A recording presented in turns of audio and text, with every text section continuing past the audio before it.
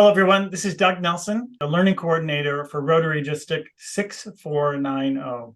And with me today is Matt Hausman, who's a member of Champaign West Rotary Club, and also working on the District 6490 Committee for Disaster Response, which is such an important new initiative. Matt, thank you so much for joining me today and for talking a little bit about how people can get involved and input their information in DACTB. Thank you, Doug. Glad to be here. And we appreciate everyone watching this who's interested in helping Rotary serve the community in the event of a disaster where we need to rotarize and get help serve our community. And what we're looking for, we're just standing up the committee, and one of the first steps we want to do is get an idea of our resources that the Rotarians and District 6490 have. And so we're going to do that through DACTB. I'm going to share my screen. All right. And so here's the DACTB homepage. And what you're going to do is you're going to go to My Data. And from My Data, you're going to go into Edit Member. And then in this top here, with all these tabs, you're going to see DR for Disaster Response. That's the module we're going to use. And this is going to be the list of resources that you think would be helpful that we could use in the event of a disaster. The way we would use this is that if something would happen, there would be an emergency management agency in charge of the response. And then they would reach out to the Rotary District Disaster Response Committee. And then we would go through the DACTB database and find out what members might have some resources that the coordinators are requesting. All right, so the first step is the add inventory section. So these are the resources we might need to use that you might have in your garage or something. So add inventory. So for example, a common thing that we might see here in East Central Illinois is storm damage from a tornado or a derecho or something like that. And so we might need to clear some trees that have been downed. So a chainsaw would be helpful. So if you happen to have a chainsaw in your garage, so for example, I have a gas-powered chainsaw.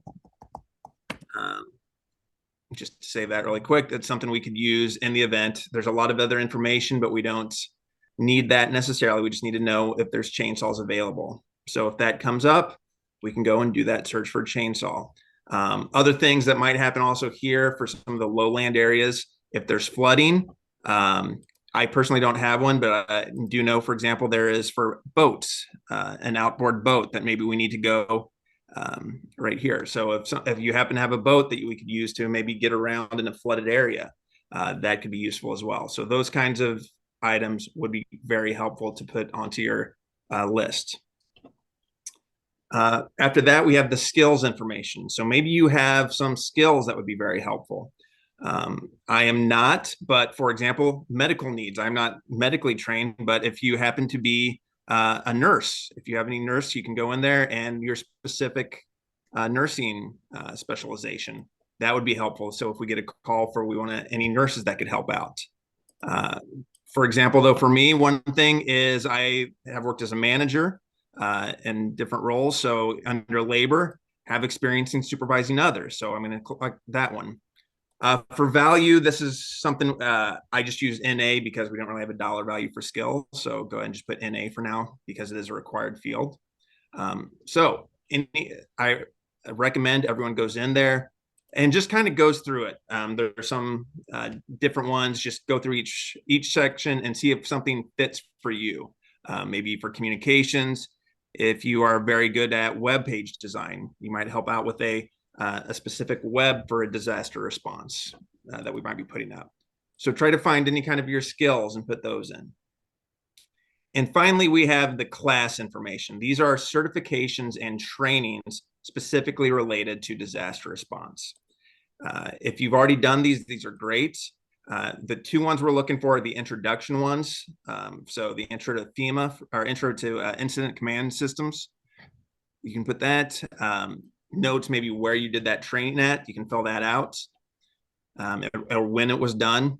But the 100, class 100 and the class 700 introduction to NIMS, those are the two we're looking for. And if you are interested in these, we're going to have links to the training and how you can get certified in these areas on the district website. Matt, this is just so cool that in the event of a disaster, I mean, this comes up obviously really quickly. And then it's we need all these resources. Where do we get these resources? To be able to have all that data inputted already. So in one communication, the landscape of what is needed and what's available is all right there. Boy, this is a game changer. Yes, this will be extremely helpful. And it's good for everyone to know that this data will stay within Rotary. We are not going to pass this off to others and outside. This will be whoever is in charge, whatever management agency is in charge of the disaster response will reach out to Rotary saying, we need whatever. And then our Rotary Disaster Response Committee will go in and identify those members who might have those resources or skills. And we would be the ones reaching out to those members to see if that's still available, if they're willing to volunteer and help. So that's it. We won't be getting this information outside of Rotary. Wow, it's awesome, man. And again, it's another example of when there's a need, Rotary responds. And this is a great way to do this. Thank you so much for taking the time to share that with us. This is not hard to do. For those of us in DEC TV, just go in and input that data.